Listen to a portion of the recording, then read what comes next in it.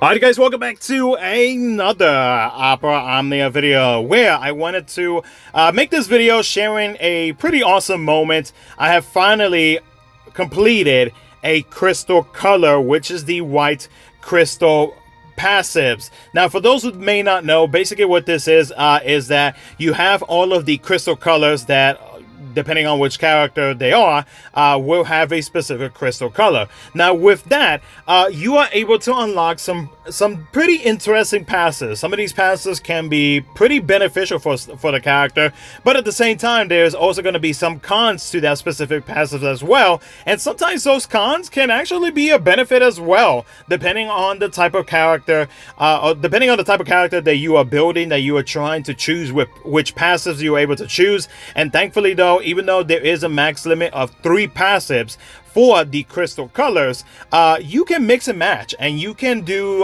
some pretty interesting things depending on the team setup, depending on the character, so on and so forth. There's a lot to it, and like these passives can definitely be a pro, but at the same time they can be a con, just depending on said characters. Not only that, but you also have the ability to be able to unlock stat passives, which we'll get into here in just a bit. We'll switch over to the City of Compendium so that you know what you get whenever you fully complete the entire map for said crystal color. So I'm going to go ahead, because we did have the what do you call it, the quest mission, the mission quest on JP.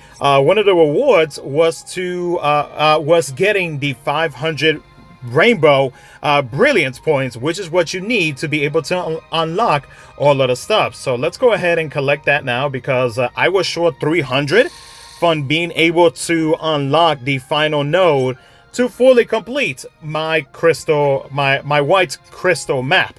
So let's go ahead and do that right now. Let's see what happens, because I honestly do not know what the heck happens after you fully complete it. There we go. So white crystal, the white crystal passives is now complete. Now, the thing that they added recently, which we will look at the full translations on the City of Companion here in just a second, is that once you complete a crystal color, it doesn't matter which one, you will start getting access to these crystal abilities. Now, these crystal abilities will be, it varies, but the thing is though, like, we cannot pick and choose, which is kind of a bummer. I do wish that we were able to do that, but we have to continue to complete every other crystal color to be able to unlock the rest of them, and there are a total of 6. So we just unlocked the first one, which we'll look into the City of Compendium, or we'll switch over to the City of Compendium here in just a second, so that you can see what this one is. But this one right here is a damaging crystal ability.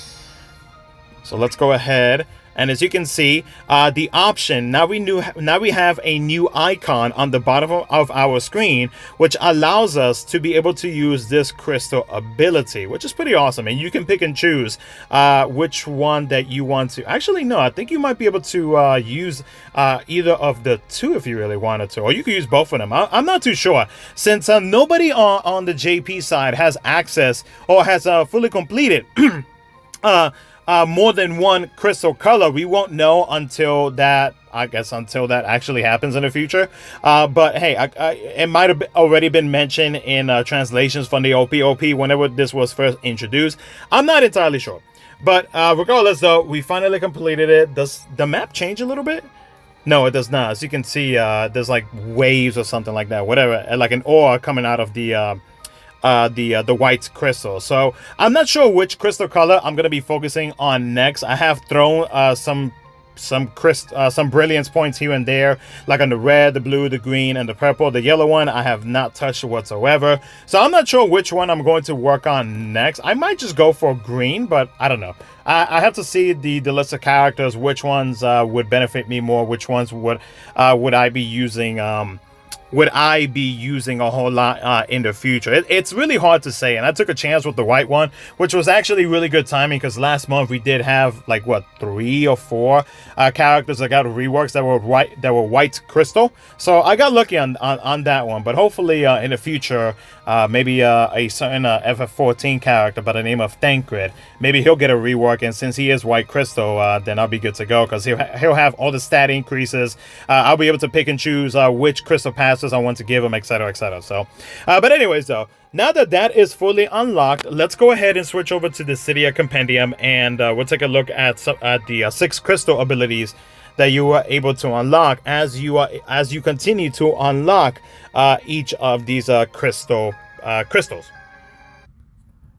Okay, so we are on the Cydia Compendium website. Shout out to them for providing all of this information.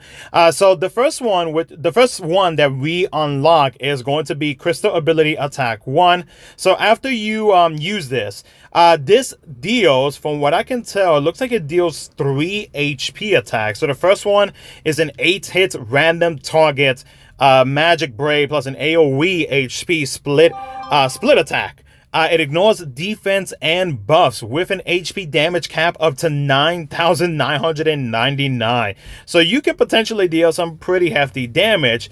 And then afterwards, it follows up with an AoE split HP attack 2 times. And it looks like the HP damage cap is the same as well, but it does consume 50% of the HP damage bonus when used during the force time, which I personally don't find it to be that much of an issue.